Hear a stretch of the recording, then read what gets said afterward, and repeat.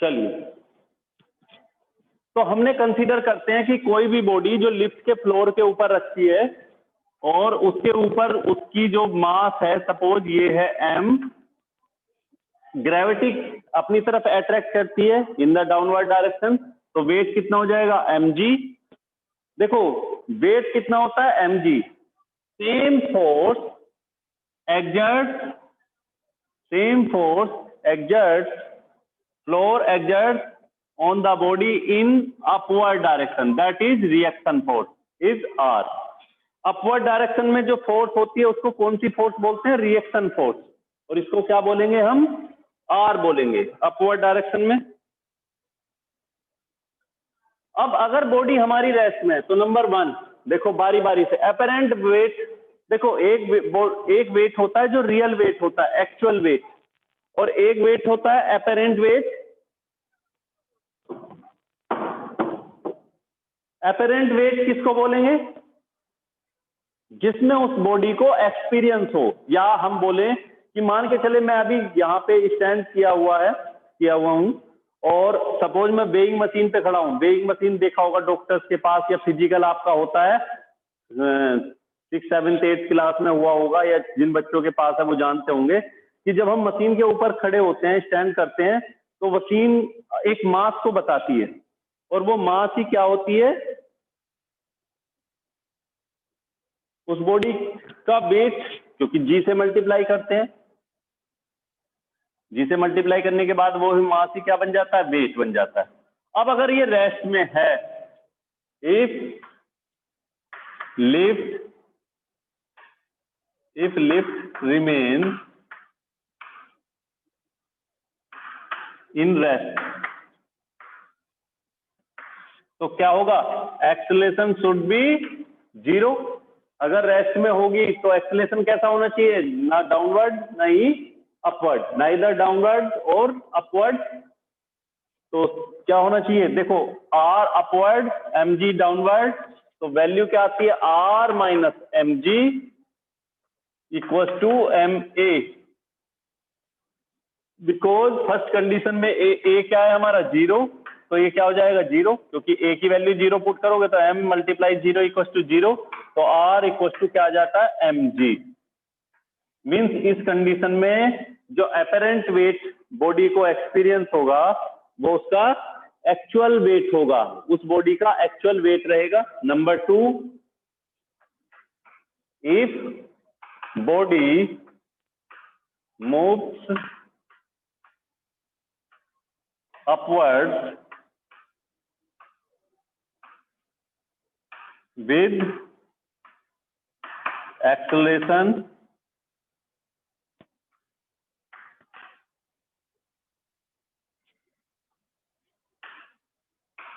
acceleration a,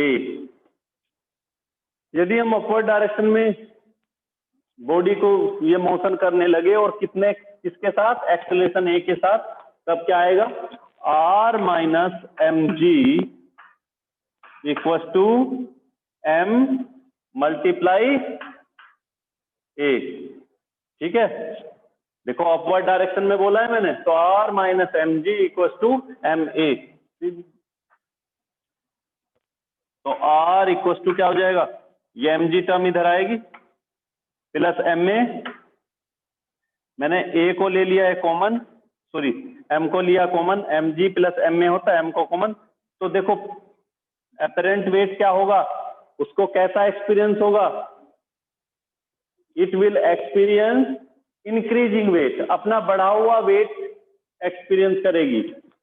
खाली पहले कितना था? mg, जो रियल में एक्चुअल वेट है उसका mg है, लेकिन यहाँ तो mg plus a, means g से कुछ ज्यादा फील हो रहा है, ग्रेविटी उसको ज्यादा लगे एक्सपीरियंस होती है, तो अपेरेंट वेट इस कंडीशन में इंक्रीज हो जाता है। Number 3, if body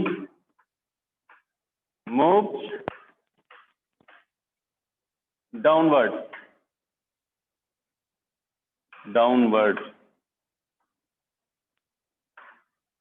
with acceleration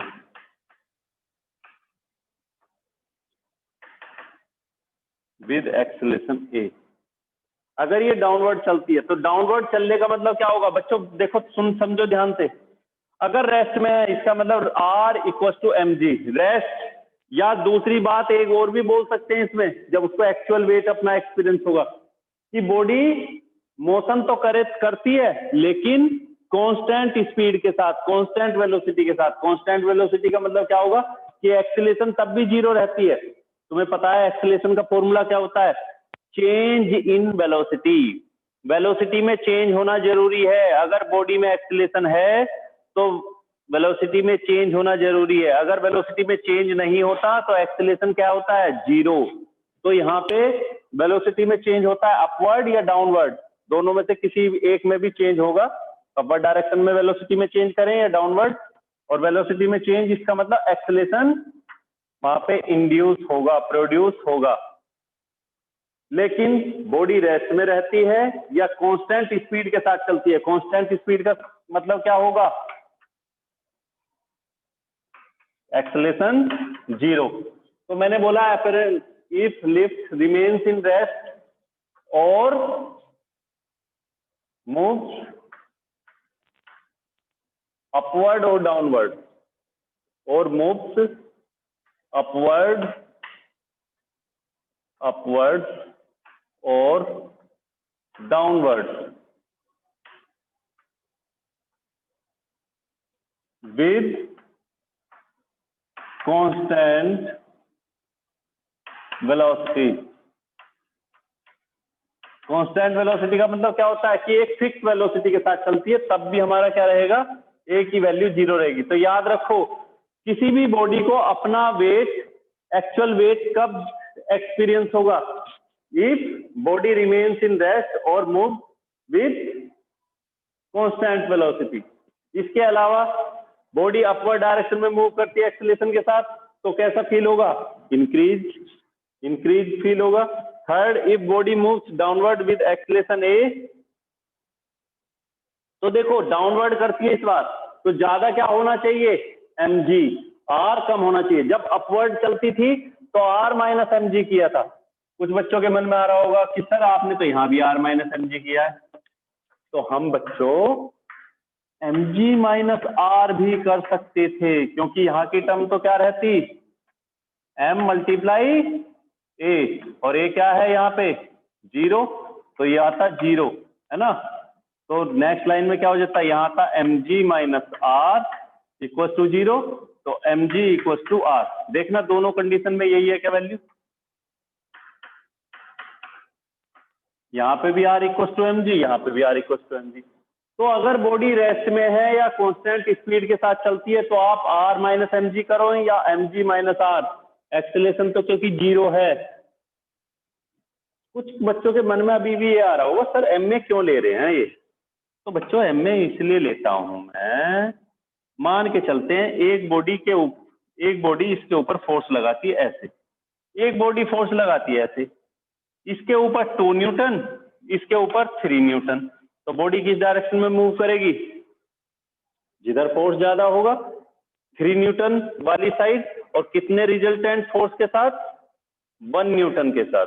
क्योंकि 2 न्यूटन तो इसको कैंसिल करने के लिए चला जाएगा। मान के चलो ये टेबल है और ये टेबल अभी आराम से रेस्ट में है, इसका मतलब क्या है, जितनी ग्रेविटी इसके ऊपर वर्क करती है डाउनवर्ड, इतना ही फोर्स मैंने अपवर्ड डायरेक्शन में लगाया हुआ है। अगर मैं अपवर्ड ऐसे मोशन कराता हूं तो इसका मतलब क्या है, मैंने mg से ज्यादा फोर्स इसके ऊपर लगाई है, mg से ज्यादा लगाया है तभी तो अपवर्ड चलता है, और मुझे इसका फोर्स ज्यादा एक्सपीरियंस होगा। इस चीज को करके भी देख सकते हो। आप किसी चेयर को हाथ में पकड़ लो, किसी भी बॉडी को आप ऊपर उठाओगे तो आपको ऐसा लगेगा जैसे इसका वेट इंक्रीज हो गया है, आप नीचे लेके जाओगे तो ऐसा लगेगा जैसे वेट डिक्रीज हो गया है ना। और आराम से लेके खड़े हुए हो, if you are standing easily, इसका मतलब क्या है, एक्चुअल वेट है। तेजी से ऊपर लेके जाओगे तो कैसा एक्सपीरियंस करोगे, you will experience increasing weight, बढ़ा हुआ वेट एक्सपीरियंस करोगे। If you releasing the chair you will experience decreasing weight। समझ आ गया। if body moves downward with acceleration a, तो क्या होगा इस कंडीशन में, अगर डाउनवर्ड चलती है तो मेरे प्यारे बच्चों उस कंडीशन में क्या होने वाला है, ये इस तरफ ये लिफ्ट है, ये है ना, और इस कंडीशन में mg ये r, और यहाँ फॉर्मूला क्या बनेगा mg minus r equal to ma। यहाँ क्या था कांस्टेंट।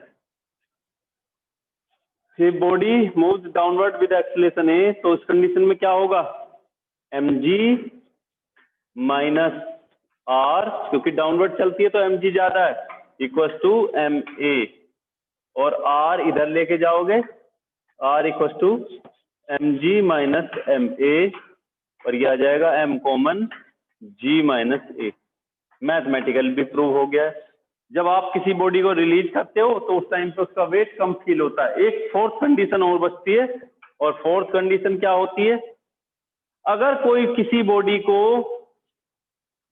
अगर हम लिफ्ट को, देखो लिफ्ट किसके साथ अटैच होती है, जब लिफ्ट चलती है तो कुछ बच्चों ने देखा भी होगा लिफ्ट के बाहर जब, या ऊपर जाके जब लिफ्ट को चलाते हैं तो वो सबसे ऊपर एक व्हील लगी होती है जिसके ऊपर से एक वायर गुजर के आती है, पास होके आती है। ऐसे जैसे मान के चले लिफ्ट है और इसके ऊपर से एक वायर होके आएगी और ये लिफ्ट से कनेक्ट होकर रहती है, जिसकी वजह से लिफ्ट ऊपर जाती है। एक नहीं और कई सारी होती हैं, एक इधर होगी, ठीक, लिफ्ट चल मूव करती है और ये इसके ऊपर रैप करते रहती है, ऊपर करते। इसको चलाता कौन है, मोटर है ना, और यहीं से हम कमांड देते हैं, कंप्यूटराइज सिस्टम रहता है, इसको कमांड देंगे, मोटर को चलाएगी, वो रिले वगैरह लगी होती है, और ऊपर लेना होता है तो ऊपर की तरफ, नीचे लेना होता है तो नीचे एंटी क्लॉकवाइज घुमाएंगे। इस तरह से घुमाने पर लिफ्ट ऊपर नीचे मूव करती है। बाई चांस ये रस्सी टूट जाए, अब क्या होगा, अब लिफ्ट किससे आएगी, now lift moves downward with acceleration due to gravity. तब वो एक्सेलेरेशन g के साथ चलती है, एक्सेलेरेशन ड्यू टू ग्रेविटी के साथ मूव करती है। मींस ये कि उस टाइम पर उसका a किसके इक्वल हो जाएगा, g के इक्वल, है ना। अगर बॉडी की रस्सी को हम ब्रेक कर देते हैं तो बॉडी किसके साथ मोशन करेगी, एक्सेलेरेशन ड्यू टू ग्रेविटी के साथ। नंबर 4 ये तो कर लिया होगा, इसको रब कर देता हूं और नंबर 4 कराते हैं।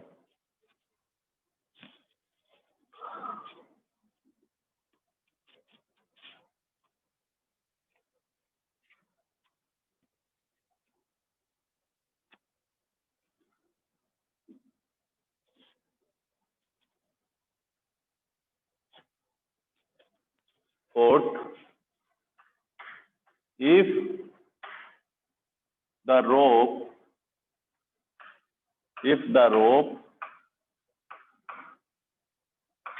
of the lift, if the rope of the lift breaks,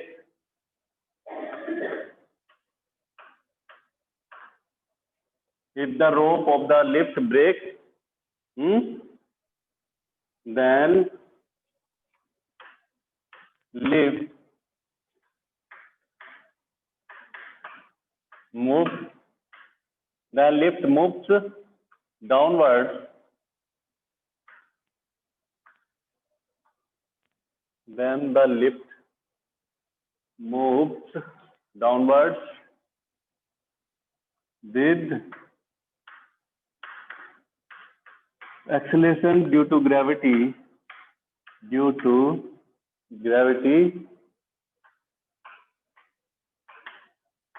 g, या ये भी बोल सकते हो then lift falls downward with acceleration due to gravity g, या फ्रीली, है ना। तब उस कंडीशन में क्या बोलोगे, देखो फिर नीचे की फोर्स ज्यादा हो जाएगी, रिएक्शन फोर्स आर होगी या नहीं होगी, उस कंडीशन में लिफ्ट कोई भी फोर्स, लिफ्ट की जो फ्लोर है वो कोई फोर्स अप्लाई नहीं करेगी, और तब क्या हो जाएगा, अपेरेंट वेट। बच्चों क्या आएगा, देखते हैं, चलिए हमने बोला नीचे की तरफ मूव करती है, mg minus R equals to A equals to G. मैंने बोला कि अगर लिफ्ट की रस्सी ब्रेक हो जाएगी तो किसके साथ मूव करती है, एक्सीलरेशन ड्यू टू ग्रेविटी के। इसका मतलब उसका ए क्या हो जाएगा, जी। तो R M G minus R, M G downward था जिसकी वजह से वो एक्सपीरियंस करती है ज्यादा force, minus R equal to M G. R को इधर ले क्या हो गए, M G minus M G cancel out by each other, R क्या जाएगा, 0। तो बॉडी के ऊपर रिएक्शन फोर्स 0 है और ये रिएक्शन फोर्स ही क्या डिसाइड करता है, बॉडी का वेट। तो उसका उस टाइम पे अपना फोर्स 0 लगेगा। याद रखो, तुम अभी जहां पे भी बैठे हो, अचानक से अगर रस्सी, अगर कोई फ्लोर के फर्स्ट फ्लोर पे बैठा है या सेकंड फ्लोर पे और अचानक से रस्सी ब्रेक हो जाती है तो आपको कैसा एक्सपीरियंस होगा, अपना वेट 0 लगेगा, ऐसा लगेगा जैसे हम हवा में उड़ के आ रहे हैं। ठीक है। नंबर 5, एक कंडीशन और भी बचती है, अगर हम किसी लिफ्ट को किससे तेज चलाते हैं, एक्सीलरेशन ड्यू टू ग्रेविटी से भी तेज चलाते हैं, तब क्या हो जाएगा, इफ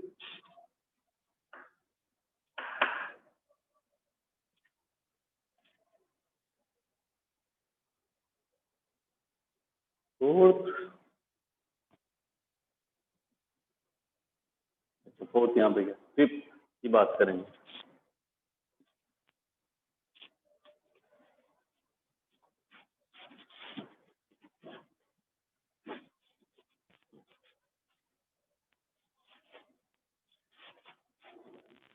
फिफ्थ देखो, if lift moves with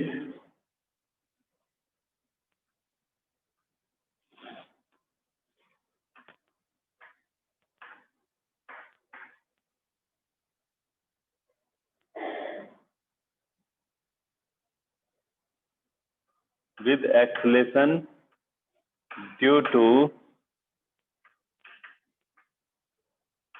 gravity, if lift moves with acceleration due to gravity which is greater the g, which is greater g, अगर इसकी वैल्यू g से ज्यादा होगी, एक्सीलरेशन ड्यू टू ग्रेविटी से अगर ज्यादा होगी, मीन्स ज्यादा तेजी से आएगा। देखो मान के चले, हमने कहा 10 सेकंड, वो 10 मीटर पर सेकंड की स्पीड से चलती है ना, तो जो एक्सीलरेशन पहले था वो जी से कम था, लेकिन अगर जी के इक्वल हो जाए या इससे बड़ा हो जाए तो उस कंडीशन में इक्वेशन क्या लगेगी, अब वो ऐसे लगेगा उसको कि वो नीचे नहीं बल्कि कहाँ लगेगा उसको, कि वो जैसे ऊपर की तरफ उड़ने लगी है, और एक टाइम के बाद उसे क्या होगा, लास्ट में body hits to the ceiling of the lift, वो उसकी सीलिंग से जाके टकराएगी। ऐसा क्यों होगा भाई, मान के चलते हैं हमारे पास कोई बॉडी है और वो बॉडी नीचे की तरफ आती है, और किसके साथ, एक्सीलरेशन ड्यू टू ग्रेविटी। हमने कहा हम उससे भी तेज स्पीड से किसी बॉडी को नीचे की तरफ थ्रो करेंगे। बॉडी किसी स्पीड से आ सकती है जी से, और लिफ्ट किससे आ रही है, ज्यादा तेजी से, तो बॉडी क्या होगा, आपने देखा भी होगा, अचानक से आपके नीचे से कोई चेयर निकाल दे तो आप गिर जाते हो ना, अचानक से, बस अचानक से चलने लगे तो क्या होगा, आप पीछे की तरफ बैंड हो जाते हो, गिर भी जाते हो, कई बार गिर भी जाते हैं। तो मेरा कहने का मतलब ये है कि अगर कोई लिफ्ट नीचे की तरफ तेजी से आती है, बहुत तेजी से, तो उस कंडीशन में बॉडी को अपना वेट तो 0 फील हो ही जाएगा, बाकी वो उसे क्या लगेगा कि जैसे लिफ्ट नीचे नहीं ऊपर जाती है और वो हवा में, क्यों ऐसा क्यों हुआ, अब ऐसा इसलिए हुआ, मान के चले ये कोई बॉडी है, लिफ्ट है और इसके अंदर ये कोई बॉडी है, अब आपने इसको नीचे की तरफ थ्रो किया तेजी से, लेकिन ये किससे चल सकता है, इसके फ्लोर के साथ, वो तो आपने तेजी से थ्रो किया, मतलब उसके अंदर रख के किसी बॉल को रखा है, किसी बीकर को बोले, है ना, या किसी भी बोर्ड चीज को, हम लिफ्ट की बात करें, चलो लिफ्ट के बारे में बात कर रहे थे, तो लिफ्ट को आप तेजी से नीचे की तरफ थ्रो करते हो तो क्या हो जाएगा, इसकी स्पीड में चेंज और इसकी स्पीड में चेंज, डिफरेंस रहेगा। ये कम चेंज करेगी अपनी स्पीड में और ये ज्यादा करेगी तो इसलिए ये तेजी से नीचे की तरफ, और ये इसकी स्पीड नीचे की तरफ जाने वाली कम रहेगी। अब ऐसे समझो जैसे मेरे दोनों हाथ दोनों एक्सेलेरेट होते हैं, लेकिन ये वाले हाथ की जो स्पीड है वो इससे लेफ्ट से ज्यादा है, तो इसलिए क्या होगा, ये इसको चल ये भी रहा है, देखो अभी पोजीशन दोनों की यहाँ है ना, लेकिन जब चलते हैं तो ये आगे निकल जाता है। इसका मतलब क्या, पोजीशन तो इसने भी चली इसने भी चली, लेकिन पीछे कौन रहेगा, बॉडी। भाई ये तो जब तेजी से चल रहा है, बहुत तेज स्पीड से, तो पीछे कौन रहेगा, बॉडी। और बॉडी को एक टाइम के बाद ऐसा लगेगा क्या, कि जैसे वो बॉडी कहाँ पे हिट कर जाती है, सीलिंग ऑफ द लिफ्ट, कि लिफ्ट की सीलिंग से वो जाके हिट करती है। समझ आया। नेक्स्ट टॉपिक आपका कंजर्वेशन ऑफ मोमेंटम।